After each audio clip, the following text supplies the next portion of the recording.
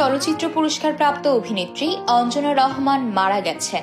গতকাল শুক্রবার দিবাগত রাত 1:10 রাজধানীর বঙ্গবন্ধু শেখ মুজিব মেডিকেল বিশ্ববিদ্যালয়ে চিকিৎসারত অবস্থায় মারা যান তিনি।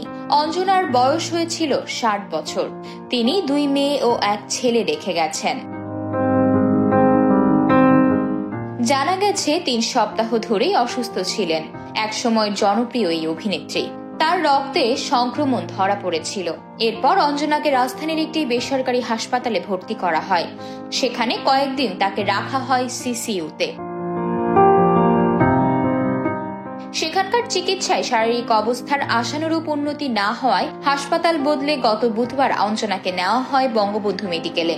শারীরিক অবস্থার অবনতি হওয়ায় সেই রাতেই তাকে লাইফ সাপোর্টে নেওয়া হয়।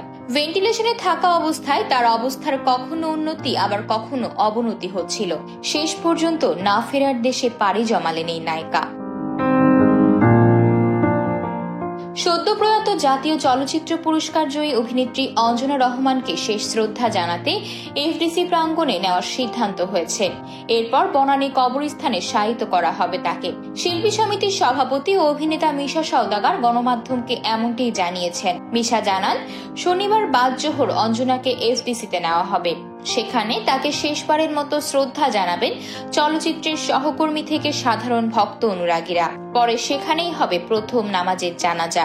এরপর এফডিসি থেকে অঞ্জনার মরদেহ নিয়ে যাওয়া হবে বনানী কবরস্থানে। সেখানে দ্বিতীয় জানাজা শেষে দাফন করা হবে।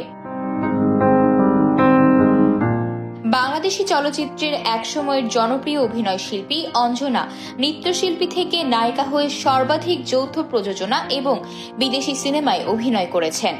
অভিনয়ের স্বীকৃতি হিসেবে তিনি জাতীয় চলচ্চিত্র পুরস্কার, আন্তর্জাতিক পুরস্কার, একাধিক জাতীয় স্বর্ণপদক ও বাদশাহ পুরস্কার পেয়েছেন কয়েকবার। নৃত্যশিল্পী হিসেবেও অঞ্জনা পেয়েছেন জাতীয় ও আন্তর্জাতিক অনেক স্বীকৃতি।